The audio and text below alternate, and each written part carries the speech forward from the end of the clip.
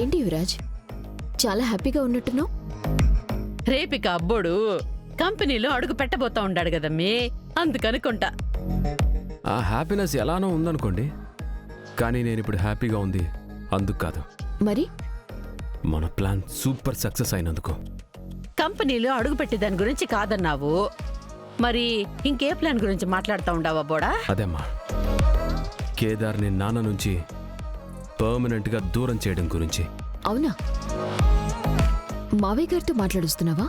కాదు, నాన్న అక్కతో జగదాత్రి కేదార్లని ఎందుకు ద్వేషిస్తున్నారు, ఎందుకు ఎప్పటికీ క్షమించలేనని అంటున్నారో చెప్తున్నారు. అది విని అవునా బోడా, ఎంత మంచి మాట చెప్పుండావు.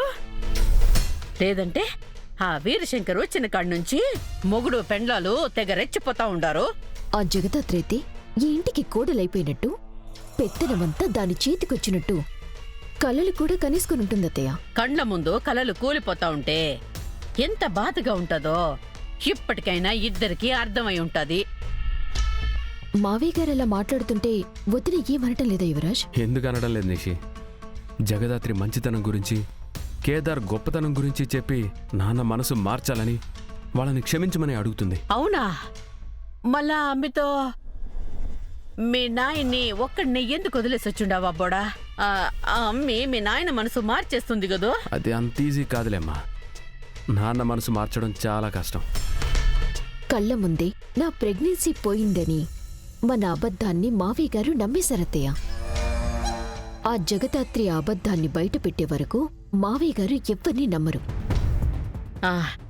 మళ్ళా అయితే మీ మామ ఆ నిజాన్ని ఎప్పటికీ తెలుసుకోకూడదమ్మీ.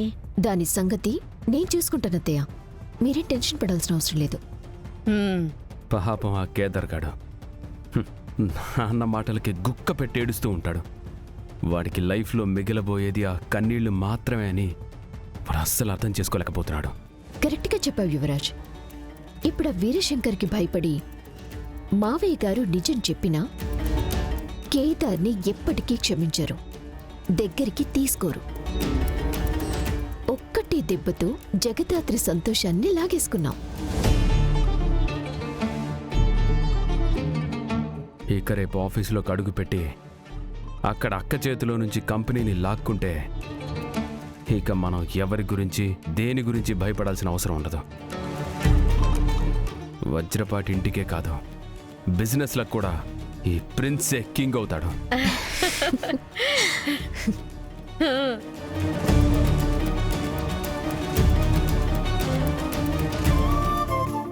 Good morning. Very good morning.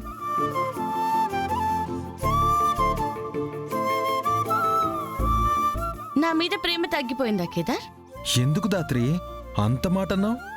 లేదు, నాకు అర్థం అవుతుంది. నా మీద ప్రేమ తగ్గిపోయింది.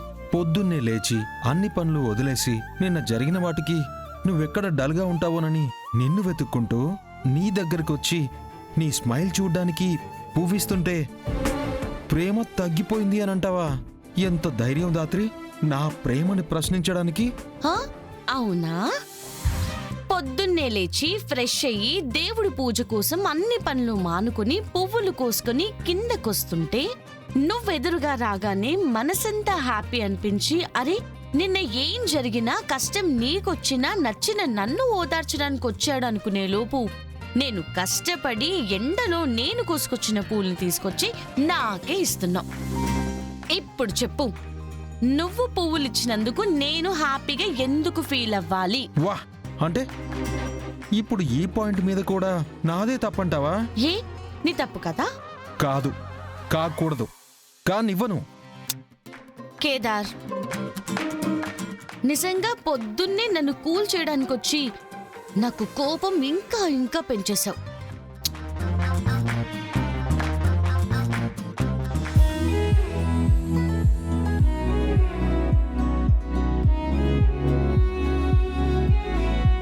Good morning. ఒక్క పువ్వుకే పడిపోతానని ఎలా అనుకున్నావు?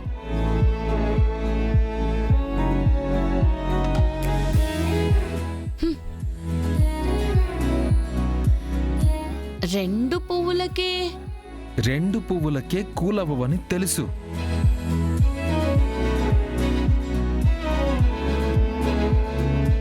Good morning. థ్యాంక్ యూ ఎప్పుడు నా పక్కనే ఉన్నందుకు. సారీ నా వల్ల ఈ ఇంట్లో కష్టాలు పడుతున్నందుకు. And I love you.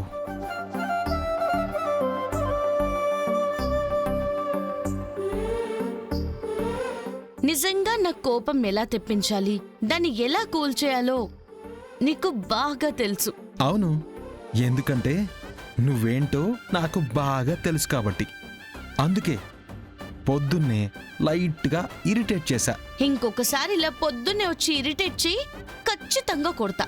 నా భార్య చేతిలో దెబ్బలు తినకుండా ఇంకెవరి చేతిలో తినమంటావు? కొట్టు దాత్రి. మాటలు మాత్రం ఏ మాత్రం తక్కువ లేవు. పద వెళ్ళి పూజ చేద్దాం. పద.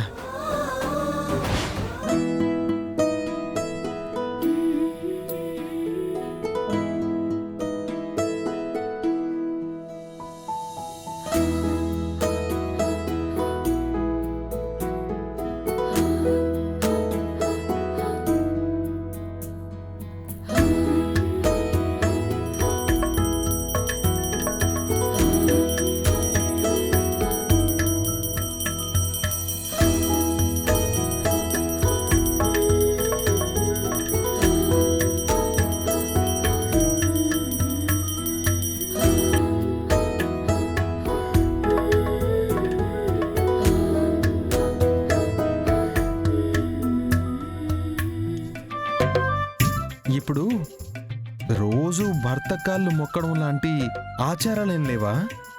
ఎందుకు లేవండి, ఉన్నాయి. ఏమండినా? వావ్, పొద్దున్నే ఎంత అదృష్టం నాకు. ఇలా కాళ్ళు మొక్కమని అడిగే భర్తకి కాళ్ళు మొక్కుతూ కాళ్ళు లాగేసే ఆచారం ఉంది. హా? హా? ఆ మొక్కనా? నో. ఒక్కసారండి. నహి. అరే పర్లేదు. వద్దని చెప్పనా? అరే ఏం కాదండి, వద్దు. ఒక్కసారి వద్దు. కాలు పట్టుకుంటాను. వద్దు, వద్దు, అరే ప్లీజ్. ఒక్కసారి కాలు వద్దు పట్టుకుని దాత్రి.